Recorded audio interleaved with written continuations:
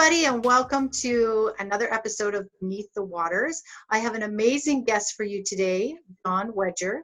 He's a retired Metropolitan Police detective from Scotland Yards. He also identifies as a whistleblower because he spoke out about deliberate cover-up of child abuse in London.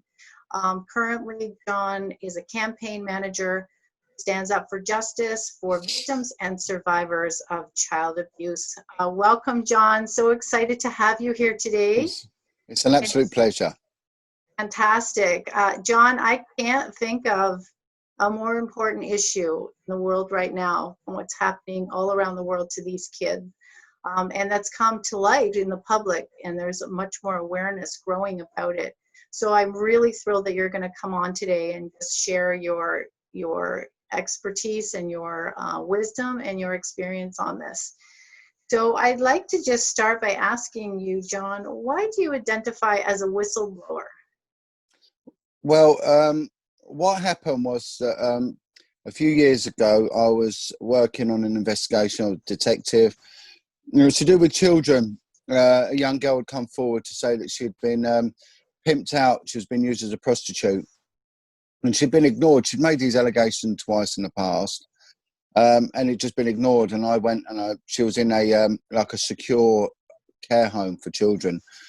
And I went to see her, and we struck up a rapport because most of police work is communication. Especially detective work. It's all about intonation. And if people feel they're being judged, they're not going to talk. But so I just had this ability really to communicate, and we got on, and she told me what was happening to her, the fact that she was in a care home being picked up by a woman, and she was taken to clients for the purpose of sex. This had been going on for quite a few years. She was a young kid, a young girl in her early teenage years, but she said, it's not just me, there's other girls, and there's others, and there's others. So I spoke to them. They in turn gave me names of other girls. And there was boys involved as well, and it went from the ages of 9 all the way up to 14. They're all children that were under what they call care orders. They're all from poverty and being looked after by the state, so they were very vulnerable. And what shocked me were the people that were using these girls. They went from drug dealers at the bottom end, where the girls would be exchanged for rocks of crack cocaine, right the way up to very, very wealthy, high-end London restaurants and places like that, private premises, where they were traded for £500 an hour. So I spoke up about it, what was going on, and I told a senior boss, this is a big problem. And instead of, putting the resources and the funding and helping me, he attacked me and threatened me. Said, no, you've got to shut up. You've got to shut up. You can't speak about these things. You don't know how deep you're in here, Jon, and obviously I touched a nerve. But the real catalyst for me, them making allegations of corruption against the Metropolitan Police for the cover-up, was the fact that the little girl that came forward very soon after me speaking out was found dead on the street in mysterious circumstances.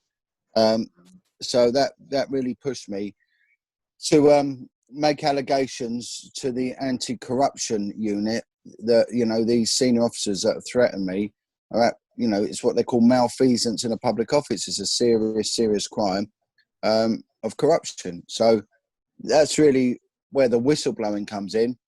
But what happened then was, instead of, again, these allegations being properly investigated, all the effort was put into silencing me once again. So there was a 4-year campaign to basically have me in prison. So there were 9 cases put against me before the courts to try and imprison me.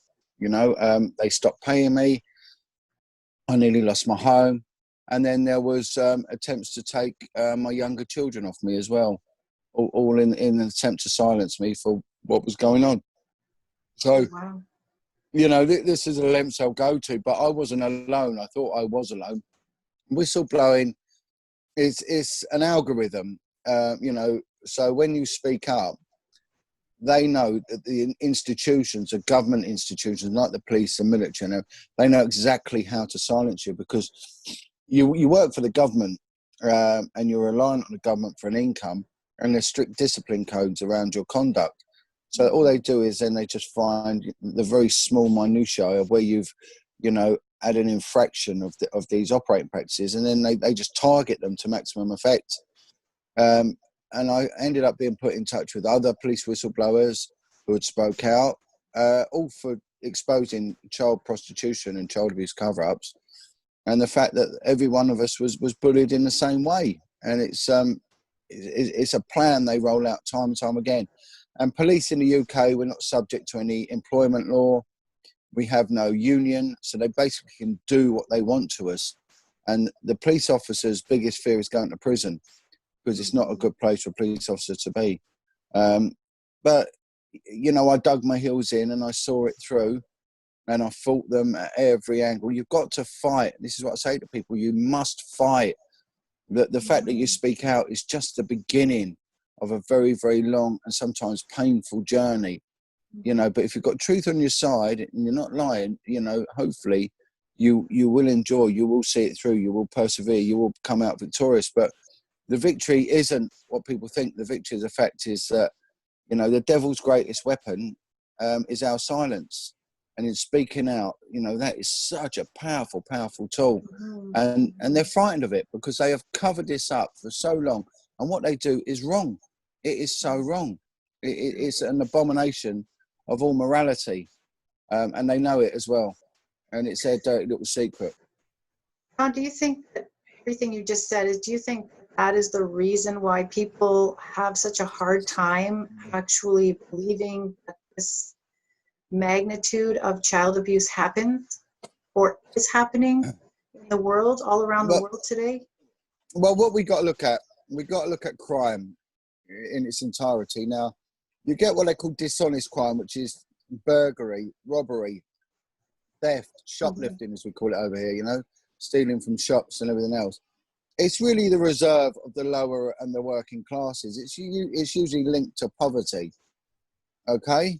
But and then also linked to poverty is violent crime, assaults, dysfunctionality in society, and it's replicated by the crimes that occurred. I mean, and then higher up the scale you get these offences of malfeasance and fraud, which usually are more established, and you get with business and stuff like that. But child abuse, sex with children, it's outlawed in every single culture in the world. There's even indigenous cultures. They found that there was a tribe in Papua New Guinea, one of the most remote cut-off tribes on the planet, and they found that they had their own policies of dealing with tribal members that want sex with children. They would banish them to the jungle on their own for a period of 2 years, and if they survived, they were welcomed back, but they were never allowed near children again, knowing that they would die. So even in indigenous cultures, in ancient tribal rules and regulations, it is seen as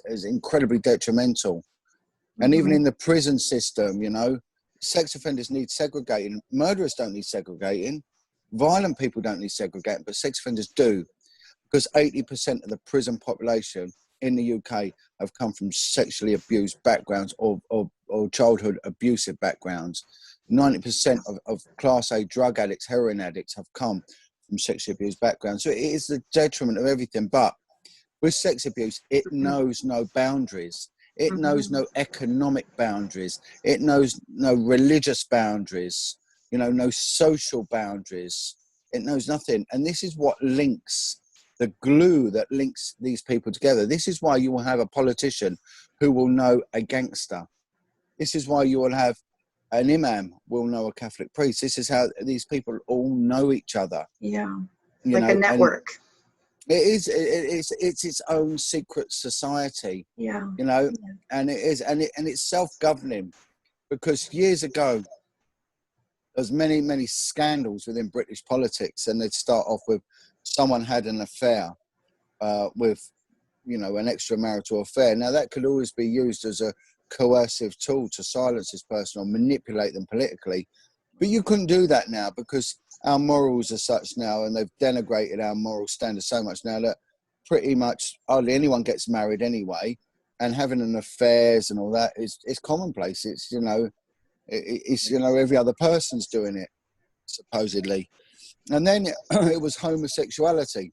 It was outlawed in the UK until 1953 or maybe 63. It was illegal to be a homosexual. It was, even in the late 80s, it was illegal to be a homosexual in the armed services, the armed forces. It was actually illegal. So it could again be used as a coercive control.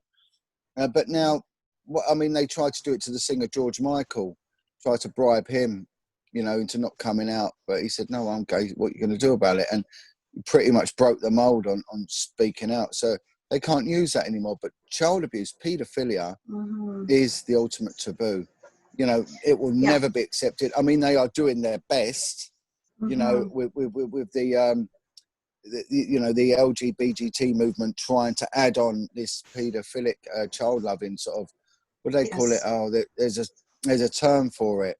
I think it's pedosexuality. Pedosexuality, yeah. And actually, just last night I was looking at something, and they're trying to now bring in fluid aid, like age fluidity, so that you could, identify if you were an adult as an 8-year-old. And therefore, I don't know, somehow I guess it gets you around the whole thing of, if you identify as 8, you can have sex with a child who's 8 years old.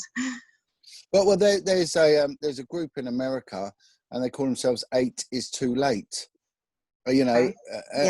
How sick are they? Are they even allowed? Yes. But if you look, at the spiritual erosion, of a child, you've got from birth to 7, them tender years. Even in the Bible, it calls it beyond the age of reason.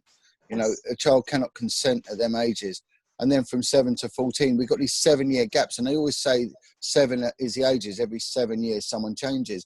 And it's replicated, not even in religious texts, but it's also replicated in law, especially in British law, in the common law, where sex with an under 7 is classed as a serious arrestable offence. It's classed as an arrestable offence if it's under 14. And that's it always goes along. And the age of consent used to be 21. So it always went along them 7-year sort of periods. But we have had, I know America's got a group called NAMBLA, North American Boy Lovers Association. Yes. We had a group called PI, the Paedophile Information Exchange, which was had government backing throughout the 70s and the 80s. And it was funded. They found out that the British government, the Home Office, it was being funded indirectly by the Metropolitan Police. They were actually funding this pro-paedophile group who wanted the age of consent for a man and a boy to be lowered to 4. And, even our Labour Party, our working class party, Labour Party, there were politicians there that are still in office to this date. There are 3 politicians. They were members of Tony Blair's government. And one of them was rigidly backing this pro-paedophile group. And Tony Blair, our former Prime Minister, made this woman, and again, women, that were backing this group, made this woman Minister for Education, and another one Minister for Children, Child Minister. And they had clear links to paedophilia. So it's ingrained in British politics. It would be ingrained in Canadian politics, in American politics, all around the world. We've turned our back on God, and of course the devil's just taken ownership, and we are just seeing this monumental erosion. And when they have sex with children, not only physically do they damage that kid, not only on a trust level, on a moral level they damage that kid, they shatter that kid's spirit, and they absolutely fragment their mind. And we will forever be picking up the pieces until that person dies. And that's the fact. And they do nothing. They underfund it, deliberately underfund it in the policing. They don't give it inadequate training, anything like, no emphasis is put on it in the political realms, in society. And anyone who speaks out like myself, they attack us. And this is sanctioned at the high levels of policing. Our commissioners of policing, they sanction it, and our central government endorse it and back them on it. And this is a fact, and this keeps going on and on and on until we, as a global community, stand up and say, do you know what? You are not having sex with our children anymore. You are not covering it up anymore. Anyone who protects a paedophile is the paedophile themselves. And this needs to come out. Absolutely, John. I agree with everything you said. And just having said that, when you say we need to stop this, what advice do you have for our viewers about how they can participate in stopping this horrific, Well, well, terrific well, crimes? well, the viewers, there will be a large percentage of the viewing community out there that have been sexually abused. Yeah. Speak out. Speak out. You should never hold the shame and the guilt. It's theirs who abused you. So the first thing, the devil's greatest weapon is our silence, right? You speak out, shame the devil and speak out. Make allegations, go to the police. Now, there's every chance the police won't do anything. Ultimately, initially they may, but ultimately they won't. But give them the chance to do nothing. Give them the chance and speak out.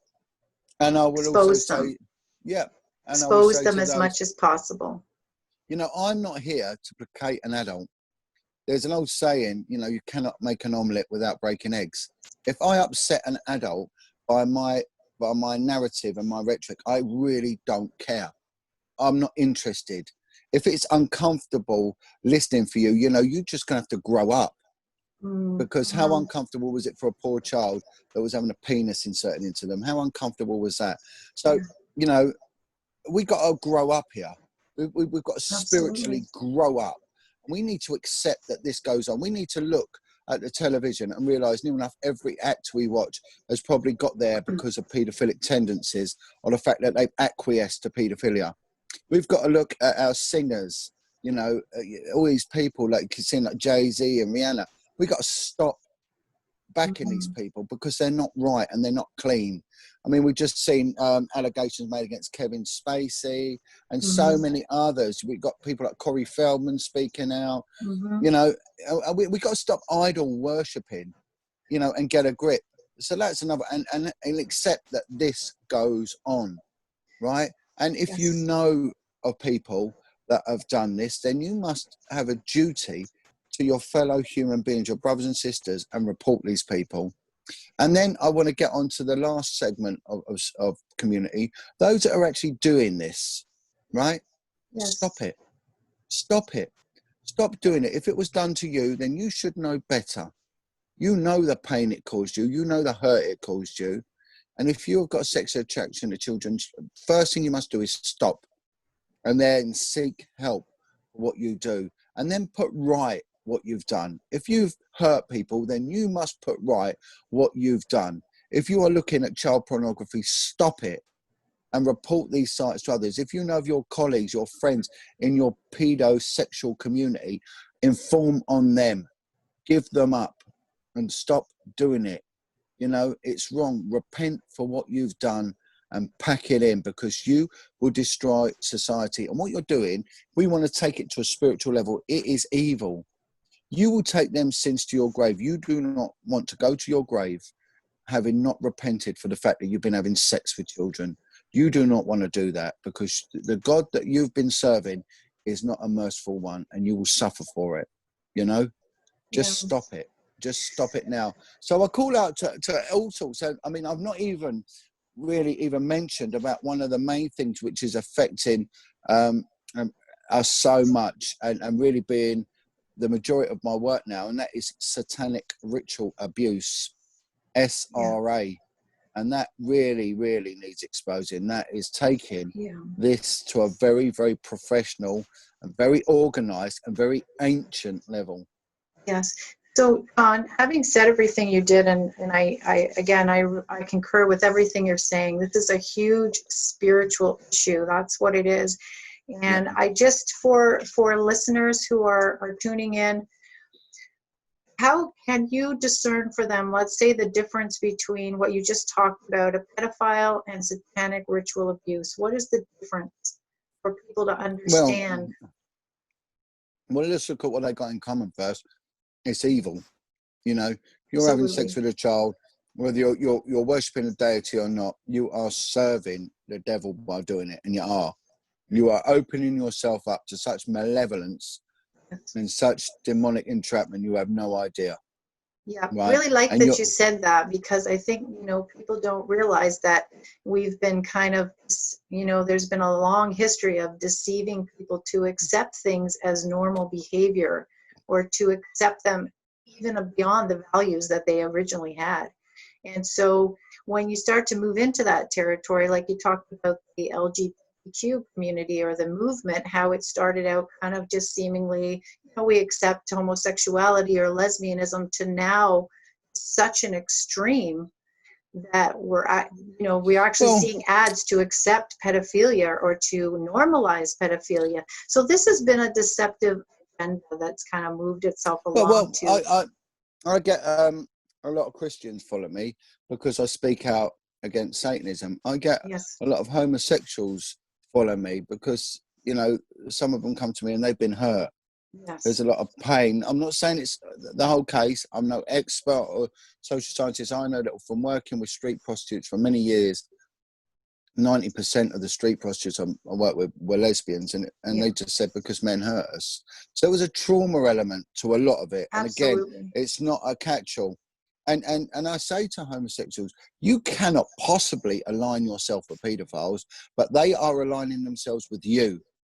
They are hijacking, you know, this LGBT, they are, and this is what they're going to get in on, you know, with the rainbow flag movement. They will get in there, and they, you know, do not align yourself with this. No way should you do that.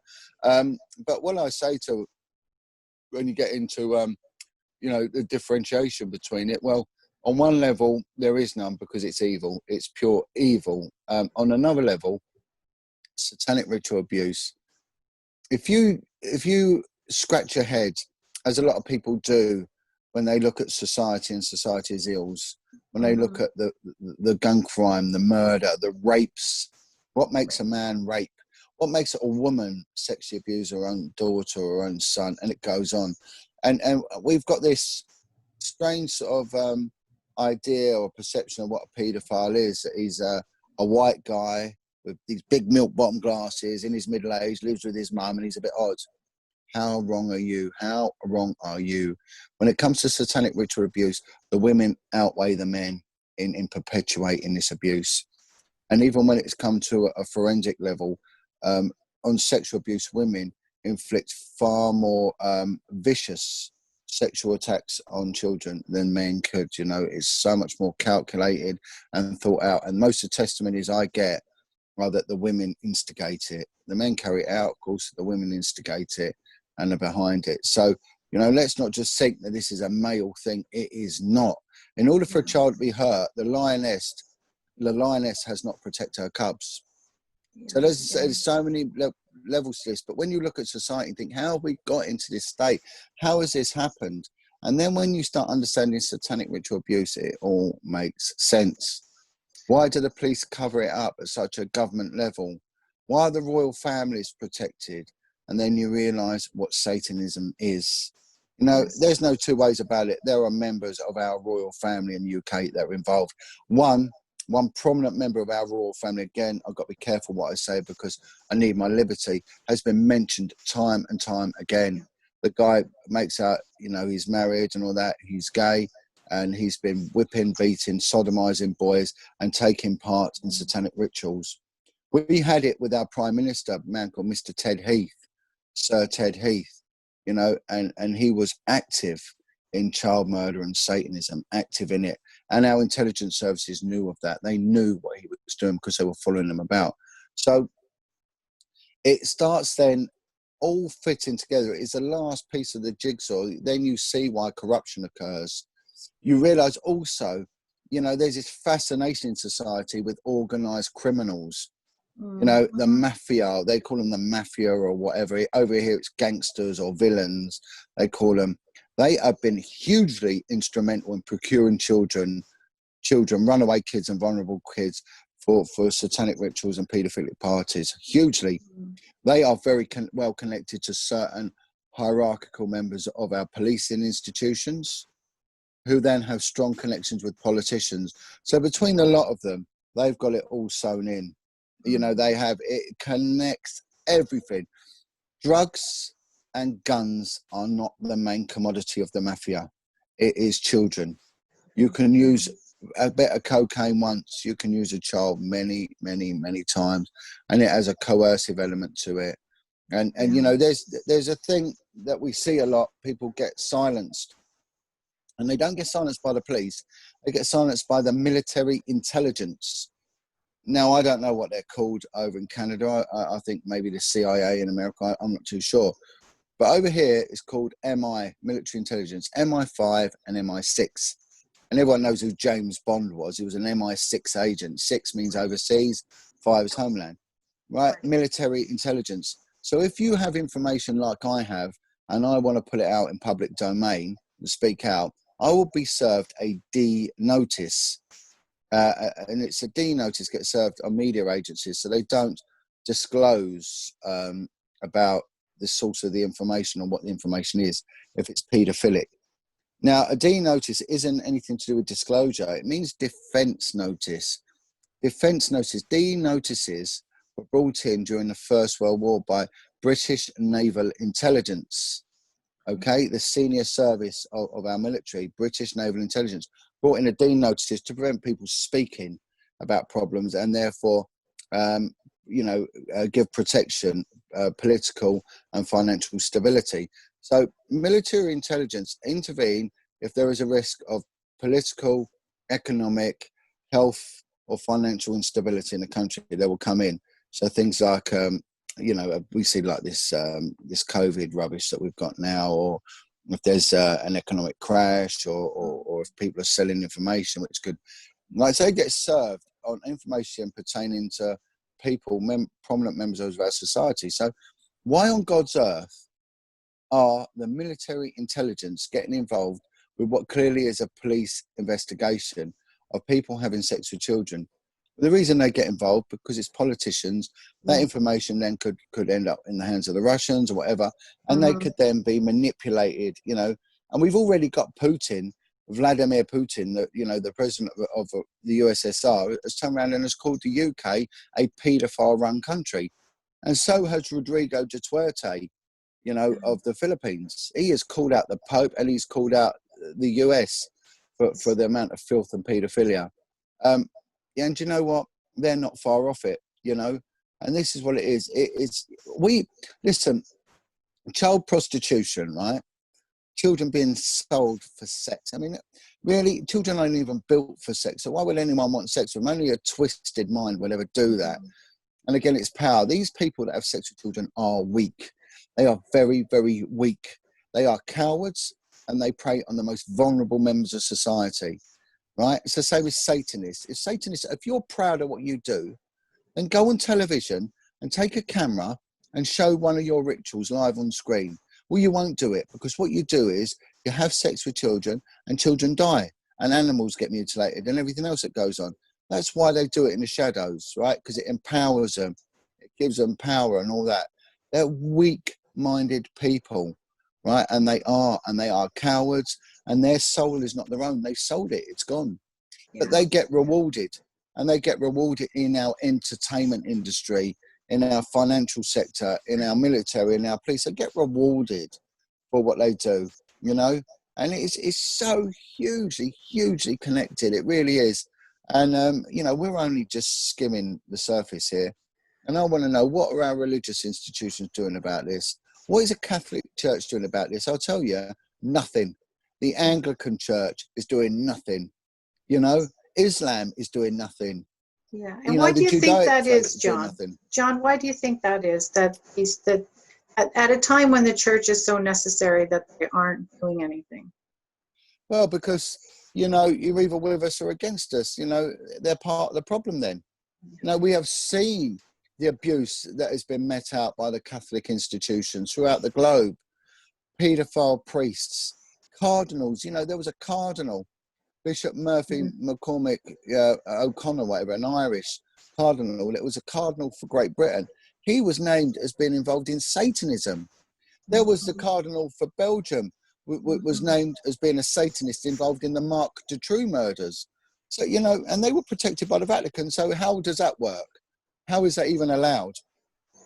Yeah. We've seen it with the Church of England, with what they've done with the institutions where they pimp kids out. And of course, we don't hear anything from the Jewish sector because they self-govern. But we have heard of prominent Jewish members of British Parliament.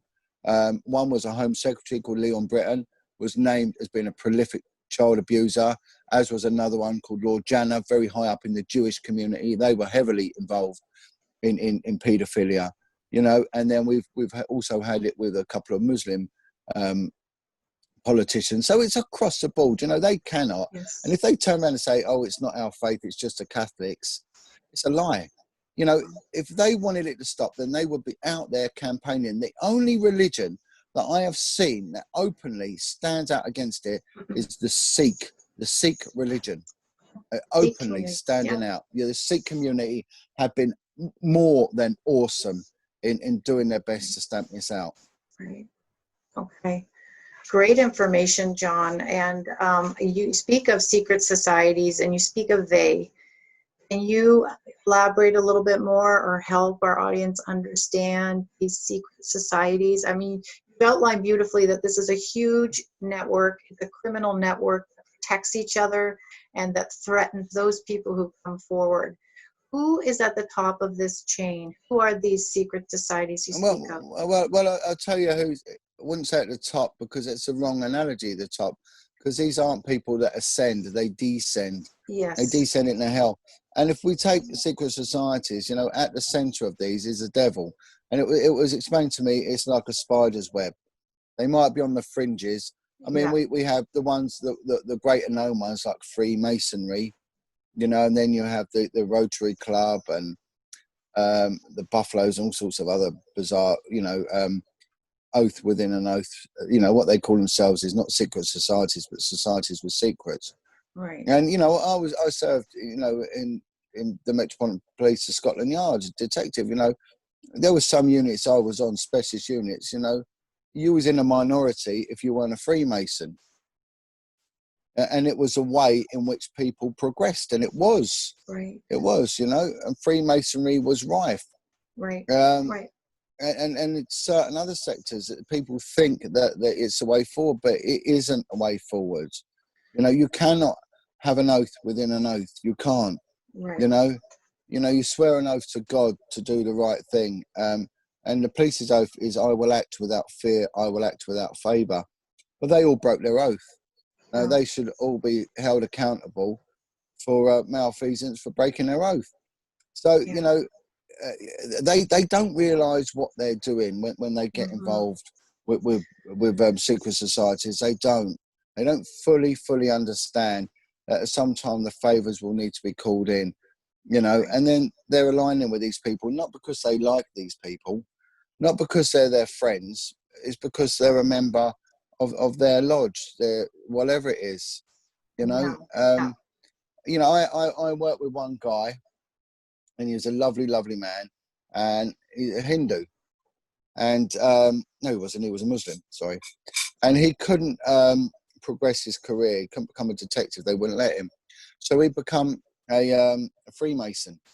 He joined a Freemason. He said to me, Jon, he said, you've got to join. He said, you know, my career it's really exploded. I'm off on a course in America, I'm going here, going there. And, you know, and his career went places. But then I met him 9 years later. He said, did you join the Freemasons? I went, no, I didn't. He said, good job, because, Jon, it's Satanism. He said, I've left. After 9 years, he said, I realised. He said, it is Satanism, you know? Yeah. And so there's probably many people like that think that they're just joining a brotherhood, a fraternity, and they don't realize at the top levels what they're really giving an oath to. No. Is that what you're, and I mean, Jon. But what I will say is, you know, Freemasons and all that, they're no real threat. Your threat comes from the ultimate secret society, and that is Satanism and paedophilia. You know, that is the ultimate. This is when you will see loyalty like you've never seen. This is when people will die for each other in order to protect their dirty little secret. Yeah. And so when you talk about Satanism, Jon, what is the attraction for people to this particular, you know, to the temple of Satan? What is the attraction? Is it mostly that they're selling their soul to gain something else? Is there something else going on? What do you see is bringing people into that church? Well, it's power. You know, it's power, and that's that. And you know, and it's like any secret society that they will start to become part of what they think is a family and helping out. Right. But straight away they will be compromised. You know, one woman said to me that her first time she was taken to a satanic coven, a baby was killed and she was given the blood to drink. So she's straight away, she's in on it. And she said there was a huge spiritual rush, and she just felt that always there was someone with her after she drank the blood. And she didn't even need to be told where the next meeting was. She just had an intuitive feeling where to go. But also that it stayed with her and she couldn't break out of it. And, you know, in the end, she went to Jesus for help, and that was her way of breaking out. But it gives the power, you know, they will be rewarded, and they will be rewarded instantly for what they do. Privilege and power. But, you know, it's all lower chakra stuff. It's all base level, you know, and that's what it is. So it's all about money, position. And we see this replicated throughout society, especially in things like MTV needs blowing up, you know, that channel, because all it ever does is glamorize the lower chakra sort of trappings, and it's all purely satanic, but they benefit from it. You know, life becomes better for them because they start getting instantly rewarded for what they do. But they have sold their souls. Their souls are sold. Children die. Animals are mutilated. Children are mutilated. At the very least, they are raping children, which in the UK would cover a life sentence. They get away with it because of those involved. Okay, you get away with it, and you get a nice house, and you get a good job, and all that. You will get away with it, as what has happened. We've seen this happen, but we're all gonna die. You know, I'm in my 50s now. I never thought I'd get this old. I'm not going to live another 50 years, and I'm not. Maybe 20 years. I don't know. Who knows? But, you know, I want to know, going to my grave, I did everything I could to protect the children. Everything. I want to know I did my best. I would hate to be them. You know, at their grave. They will be like a weak kitten before God when they come to judgment, and they will. They will not be able to talk their way and lie their way out of this, because God sees everything. He knows inside everyone's hearts. He knows what they do, and what they're doing is wrong. They know what they're doing is wrong. That's why they lie, and that's why it's a secret. And we've just seen that Michael Aquino, the American military guy who set up the Temple of Set, the Satanic Temple, along with Anton LaVey. He's just died. And, you know, my word, what has he faced when he died? You know, an evil man throughout his life. And good, he deserves everything he got for the pain he's given out, you know. So there is no human face to this, you know. What they show you and then what they actually do are two different things. And let's get this in mind. It's all about deception. Deception. They're liars. Yeah. I was going to say, it reminds me of Genesis in the Bible a lot, and how the serpent kind of came into the garden and just deceptively, you know, convinced Eve to bite the apple. And the thing is, it is deceptive. It was very convincing that her life would be better. She would have more knowledge, and everything, you know, kind of goes the other way. So I like how clearly you outlined that for people watching, how insidious this is, how satanic, how evil. And this really what we are going through in the world today, although some people have a hard time grasping this, is really a battle between good and evil. Really. It's like what I say, it actually doesn't matter whether you believe in it or not. It doesn't matter. It's actually too late for that. You know, them days are gone, you know. You know, if you've not woken up to this, you know, that's just tough. No, I'm not here to convert anyone. I'm not. I believe in Jesus, and that's that. And if you harm a child, you will pay for it. You know, but, you know, we've been told, you know, especially in the UK, it's a Christian country, so I'm opening the window. Christian country. And if people haven't grasped the premise of what is good and what is evil, then we can't help them. You know, we can't. But all we can ever do is do the right thing and keep speaking out. And we must lead by example. We must expose the government's deliberate cover-up, and we must speak out about Satanism, about child abuse. We must speak out, and that is the only advice I ever give anyone. Right? You speak out, but unfortunately, like whistleblowers, right? You know, victims and survivors, when you speak out, I'll tell you what's going to happen. You will stand alone. Initially, you will stand alone. No one will stand by you. If your brothers and sisters endured the same abuse, they will remain silent. They will remain loyal to their abusers, as it always happens. Your friends won't come forward, your cousins, and no one will come forward. You know, because really, when people are put to the test, they're cowards because it affects them. They don't want to know. They want to shut their eyes. Like I said, child prostitution is like the three monkeys. You know, you shut your eyes to it, it ain't there. You close your ears to it, you won't hear it. And if you silence them, you're not going to, you won't hear about it either. They won't be speaking out. And it will actually, by all intents and purposes, go away, but it doesn't go away. All it does is you will just go into a world of cognitive dissonance. And that's what will happen. You will disassociate yourself from the truth. Do not ever, ever go to bed at night knowing that you can sleep comfortably because it's gone away. It hasn't gone away. And it won't go away until we all do our bit. We all do our bit. Do not sleep comfortably at night and put a movie on and take this away from your mind, because it has not gone away. The children will not get over it. They will not come to terms with it, and they will not heal from it. It won't happen.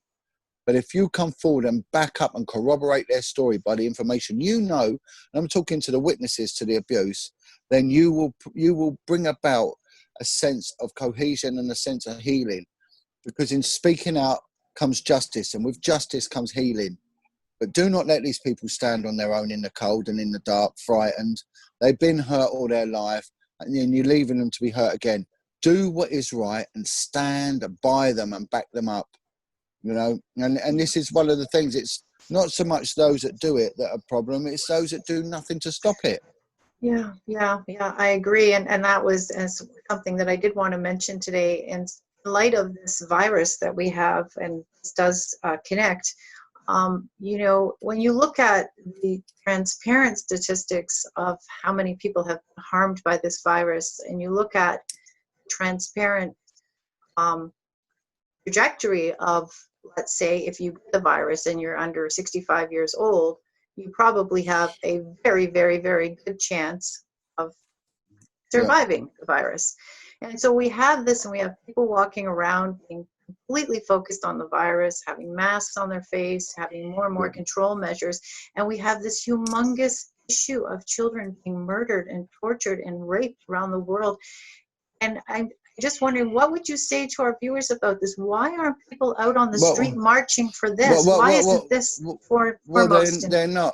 Now let's look what will happen. It will be against the law not to wear a mask soon. You can see what's going on. So your cowardly neighbours, and they are cowards, they'll pick up the phone and ring the police. She's not wearing a mask.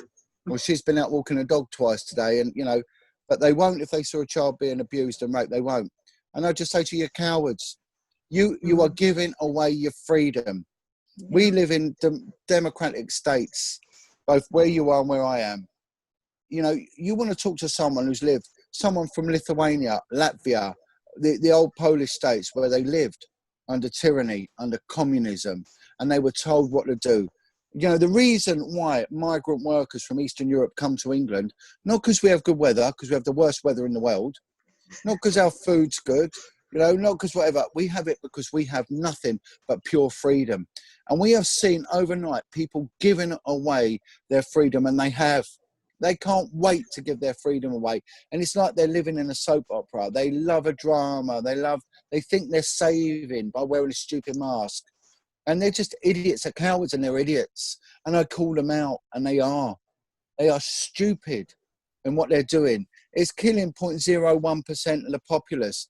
We've got communities coming from the poverty in Southeast Asia, bringing with them the highest risk, the highest levels of contagious tuberculosis. You know, I've worked in these areas, Bangladesh areas. Again, I'm not attacking Bangladeshis, but there is a prevalence of contagious tuberculosis. We've got an increase in contagious hepatitis. Sorry about that. It's just someone's calling, so I have to shut it down. Okay. You know, yet they're not worried about that. HIV is still on the rise. You know, but then again, let's look at what kills a lot of people. Alcoholism, right? Drug addiction. A lot of that is linked to childhood trauma. I don't know one person who's died from this COVID rubbish, right? I know 10 people since March that have committed suicide because of childhood abuse. So Yeah. let's get some sort of sense of perspective. You know, Right. since when did the government ever care for our safety? If they cared for us, they'd be targeting the paedophiles and they'd be endorsing and backing people like myself and not bullying us. They're liars. They're liars and they're deceivers. This is going to end in tears. Now, you can go along with it all you want, but you will suffer. You will suffer, and your children will suffer because you did nothing to stop it. We are living in an era of pure tyranny. We're at the start of it, and like all grooming, it starts with a lie, but it's going to end in tears, and it is. Now, I may end up suffering and all that, but at least I will go down and knowledge I did everything I could to stop it, right? Yeah. But Yeah. you lot that are acquiescing to this, you are foolish. You are really, really foolish. It's wrong what's happening. And I just see this as, without taking it to a religious level, this is biblical end times, you know, unless we say no. You Yes. know, Yes. since when did you ever quarantine a healthy person? You Right. know, they're paying for us to Exactly. sit at home and do nothing. Yeah. Yeah. And people think that people realize that if everybody just said no, this would be over. Yeah, it'd stop. It'd stop. And yet, so this brings me into I guess another topic that I want. It's the same topic, but just another area I wanted to talk about. This leads me into mind control. So, what can you say to our audience about mind control when it comes to, well, either this or this whole satanic ritual abuse? I mean, there's so much of it is mind control, brainwashing, MK Ultra. What can you tell our viewers about that? Well, I mean, we're seeing a mind control with this lockup. They've locked people up and now they're reprogramming them. I mean, we've Mhm. had three to 4 months of lockup. What do the military do? Basic training. You have 3 to 4 months and they reprogram them, you know, Yes. and then they start, so they break them down, they crush them for 4 months and then they reprogram them. So this is what we're seeing now with the reprogramming after the lockdown. So, you know, it's a well sought out plan. But when we look at when you look at people that are sexually abused as kids, it destroys them, and it wrecks them, it ruins them, right? But then when you look at satanic abuse, there's a lot of torture goes on. Yeah. So the kids are electrocuted. They are made to eat feces. They are made to have oral sex with animals, right? They are urinated on. They're defecated in their mouths. They are gang raped. They are sodomized. You know, they are made to eat entrails of children that they are made to kill. You know, what does that do to a mind? And if they don't do it, they're then electrocuted, or they are whipped, they are beaten, or they are drowned. They are placed in coffins overnight with animals. We put slugs and snails in their mouth. So they put them through the most horrific thing. And what that does is it fractures the mind. The mind then compartmentalizes. And you end up with what they call DID, dissociated identity disorder. You know, Yes. I know one girl who's got 100 personalities through this, you know, Yeah. and that they can never co-join because then the trauma is faced. And then people go through huge periods of their lives with no memory. They just Yeah. have no memory. They don't know why they end up in situations. They don't know why this happened.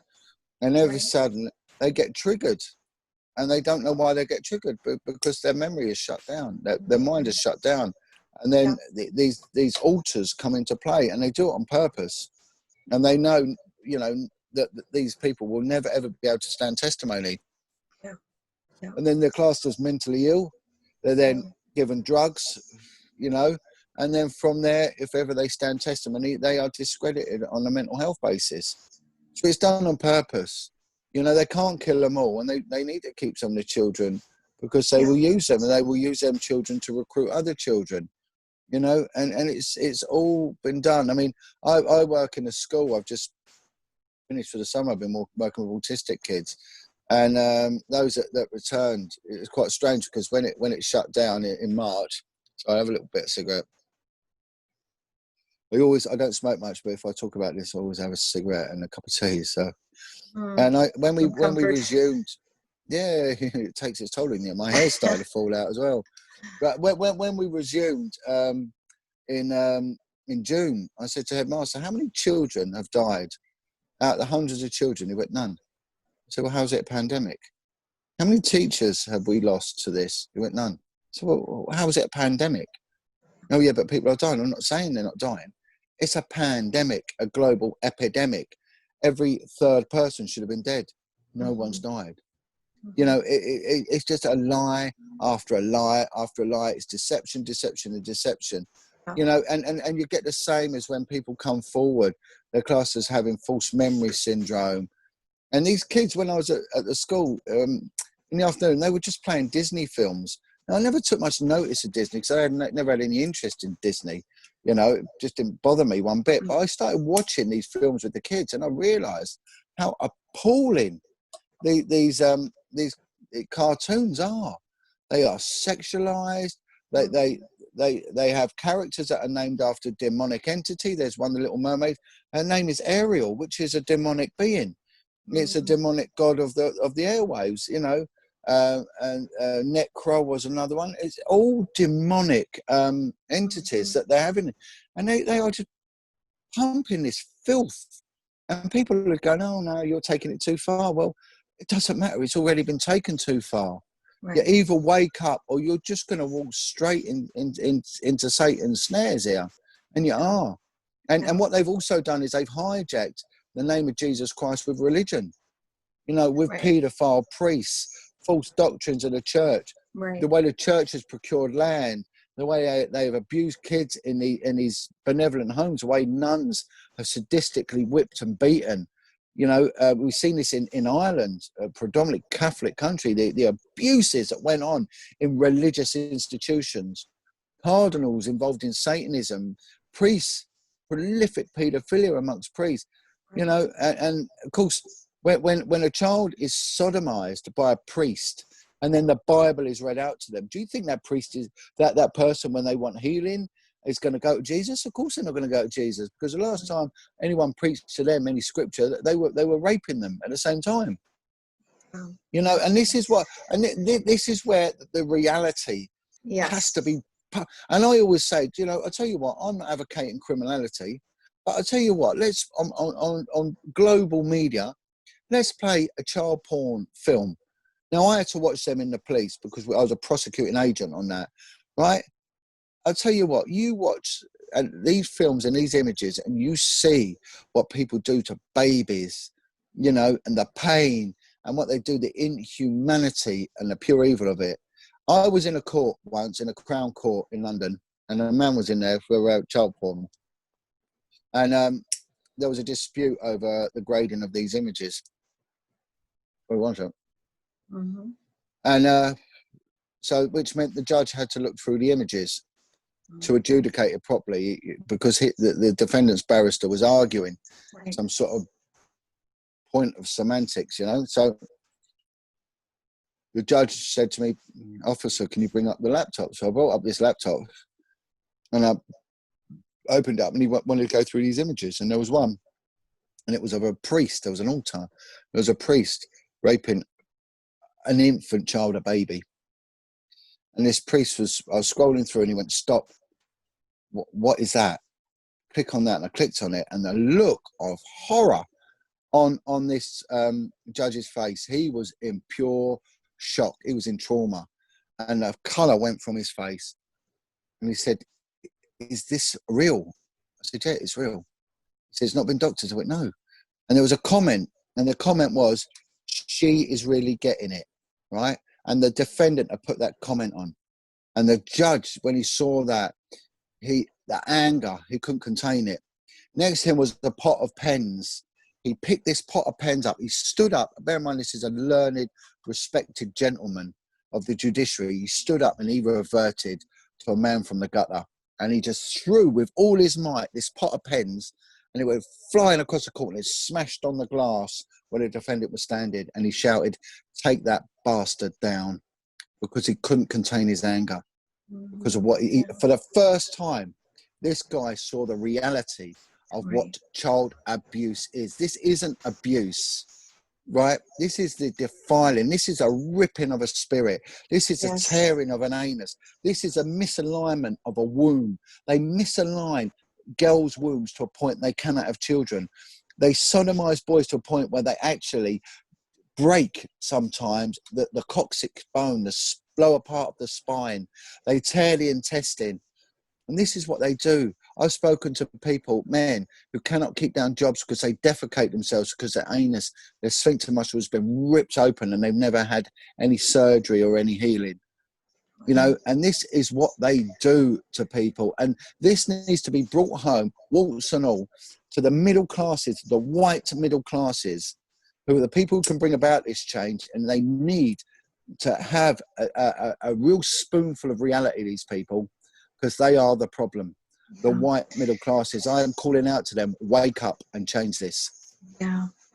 It's time for healing in this, in so many ways. And the Jezebel spirit of the prostitute and all of this that's gone into this, we really need a huge biblical awakening. And I like the way you talk about it, Jon, as this is really the kingdom of Satan. And you know, Without some of doubt. us are God's people, and we need to stand up. We need to stand up for what we believe in. We need to be ambassadors of Christ, and we need to do something for these children. And we call out to everyone, you know. No one is my enemy. I even call out to the Satanists. Stop. Stop. Just stop. You don't need to do this. You have a choice. And I tell you what, you cannot hide behind duress and peer pressure that you're in too deep, you can't get out. You can stop. And let's get this right. Satanists, pedophiles do it for one reason, ultimately one reason. They enjoy it. They enjoy what they do. They enjoy the pain. They enjoy the torture. They enjoy the fear. They enjoy it. It gets them high. They love it. They love what they do. If they didn't enjoy it, then don't do it. Stop it. Stop it. Walk away and expose it. You know, and if Satanists, I got a message from a Satanist the other day saying, you know, you're tarnishing us. Well, good. Tarnish you. I like to throw them all into a volcano, the lot of them. You know, tarnish them, my word. Really, if you're proud of what you do, then you do it in public. And you show us, you know, what your rituals ultimately end in. And the same with witchcraft and all that. It's a nonsense. Yeah. It all comes down to the same source. Yeah, And that there's same a reason. source. Yeah, there's a reason that it's done in the dark and underground.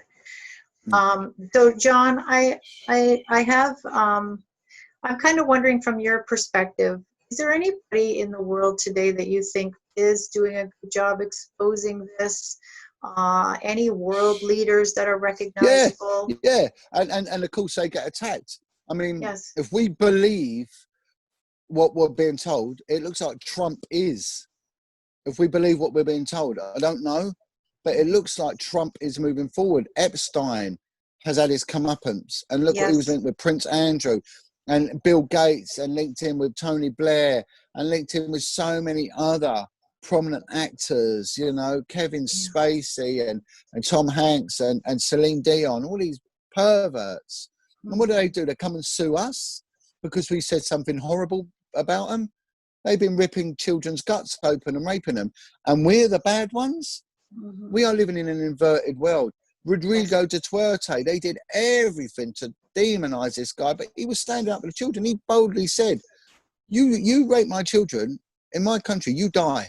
There'll be no trial. You die, you know? And again, he was always on the news. He actually turned around and he called the Pope the son of a whore. How dare you criticize me? How dare you? And he said, you know, you brought your priests here. We're loving people. The Filipinos, you know, their biggest export is nurses, benevolent people that want to help. So your priests came to our land and your priests raped our children, and I was one of them. You know, so don't you dictate it. He called the Americans out and he said to them, you brought your soldiers here and you turned our women into prostitutes, you know, having sex. And, you know, so by their deeds shall you know them, you know, and it looks like Trump, maybe Putin is as well. Who knows? Yeah, Maybe seems Putin to be a is. collaboration there in some sort. Yeah, and we've seen our little Prince Harry, who is loved by the British people, walk away from the royal family. He walked away. Why did he walk away? He had a life of privilege in front of him. He walked away because he knew what they were. He knew what they were. He knows what they are. He knows what they're doing. And that's why he's walked away. And you know what? God bless him if he's done it for the reasons that we think he has. So there's one or two, but in the UK, Boris Johnson, no way. The royal family, no way are they clean. No, they're not clean. And we see it all through Europe, you know, and we'll see it in Canada, and we'll see it everywhere, unless they are actively going out there and targeting Satanism and crushing it, Yeah. you know, like a beetle under their boot. Then unfortunately they're doing nothing. They're doing nothing. Yeah. Yeah. Can you speak to, you say that you you run campaign for victims and survivors of this kind of abuse. Yeah. Can you talk a little bit about that, and also what other Well, people can do in their communities? well, what I started doing was I thought, well, what are my skill set? Well, my skill set was I was a professional interrogator. It sounds a bit rough, but that was my job. I had a natural ability to communicate, and I exploited it to its full. And I'm proud of that. You know, it got me a lot of good information, and it, you know, so intense was what I was doing that the Turkish mafia had a contract on me for £40,000 to have me killed. You know, and that was one of 3 contracts that went out on me. So because I was getting good information, so when I turned my back on it all, I use them skills. I use them skills to go and you know, do the best I can to expose it. So what I did after that was I went out and I started taking people's testimonies. So I said to people, right, if you want to come forward, you come forward. Come and speak to me, and I'll put your testimony up, because like I said to you, you know, their biggest weapon is our silence. So I got people and I said, right, we'll speak about the abuse. You don't have to name names, because we'll get done under the strict British libel laws and be imprisoned, right? But I said, tell of your abuse, and they did. And then one led to another, and in the end, it become this phenomenal like institution, this machine. I don't know what it is. It was like I pushed the ball downhill and off it went, you know, to a point where I was getting 1 million followers per month. You know, I was rivaling one of the leading newspapers, the you know, national media, you know. And then from there, well, what do we do with people? So we asked people then to get others to come forward. If cases were covered up, we were then lobbying Parliament. We were then lobbying police commissioners, say, well, why is your force stop doing this? You know, and it just splintered off on other levels. We started getting a group of ex-soldiers together that would go out, and we got one guy's doing surveillance tonight on a Satanic site. You know, we got purchased some night vision goggles through crowdfunding, and then we went out and we'll go and look at them. We got one fellow who sits up on sites if there's any rituals to try and disrupt it. And, you know, this is what we do. And it has grown, it's mushroomed, and we're just playing catch up now. Wow, fantastic. But it's the main thing is getting people to speak out. And I always say to people, do one thing, just speak out. Yeah. Do what I do. Do what I do. Get your iPhone, right? Go on Facebook, go on whatever it might be, YouTube, and I live stream. So I deal with very, very damaged, trauma-driven people, right? Some have got chronic mental health problems, and I put them on the spot. I put a mic in front of them, and I say, "Tell me what went on." You know, and do you know what? Not once has it ever backfired. Not once has it backfired. You know, and then we put them out there, and then I go on to the next, to the next, to the next, and I'll interview people from the mental health services about the cover-ups. You know, people from the prison service. You know. And all over, but police are very difficult to get to come forward. It's very, very difficult because police are, they're silenced, they're muzzled in so many ways, you know, and they fear for their job, they fear for imprisonment, they fear that their pensions can be taken, you know. But, you know, and we say, and we were going to organise protests, but the British government stopped that. I'm heavily monitored by the intelligence services, but again, what am I doing? What am I doing? I'm giving a voice, the ability to be witnessed, someone to speak out. We're speaking out. It's a very cathartic thing. It brings about instant healing, and I mean instant healing. It unburdens them, right? The shame goes from them. You know, a lot of men don't come forward because, you know, they've been anally raped, and it demasculates them. But when they do, they realise that it wasn't them. It was those who did it to them. You know, and it exposes these worms for what they are, the ones that prey on children. And it flips it round, and it brings about a sense of healing. Yeah, we get criticised. I get attacked by Satanists. you know, and all that. But I ignore it. They account for 0.1% of the comments I get. Most of it is keep going, keep going. I get recognised in the street when I walk down the road. People would say to me, keep going, keep going. Now, for the criminal community to welcome me as an ex-copper is a big step forward. I've had former crack addict prostitutes come and help me out. Gangsters have come forward and worked with me, you know. And it's just, I mean, I shared a stage with Frank Serpico, the New York police detective who was a whistleblower. I got invited to Amsterdam to speak with him. And this is what we have grown, this community, this family. We have a group that deal with like a house church, and they deal with the prayer group. We've got prayer warriors that will pray, because it's a spiritual warfare and we're up against Satan. So, you know, 100%. You need to, you know, there are some conflicts. You get sometimes like a bit of a new age belief, but you know, some of these people have brought themselves up. You know, they've been on the streets and they've healed themselves. Now, whatever ever worked. Some have done it through yoga, some have done it through, I don't know, Buddhism or whatever it might be. Right. And that can at times conflict with a Christian narrative, you know, and it can. But you know, for me, it's Jesus. But again, I'm not here. It's not for me to judge. I'm not here to judge anyone. If someone wants to talk, whether they're a Sikh, whether they're a Muslim, whether they're a New Ager, it doesn't matter. I will give them the platform, you know, providing what they're doing is the right thing. I will not give someone a platform to sort of promote something that, you know, shouldn't be promoted, you know. I will never give a Satanist a platform to promote Satanism or anything like that. But it's not about that. Yeah, absolutely. So John, I love the way you've touched on so many things, and you've really brought real perspective to what's really going on. And whatever you say is as horrifying as people hear it.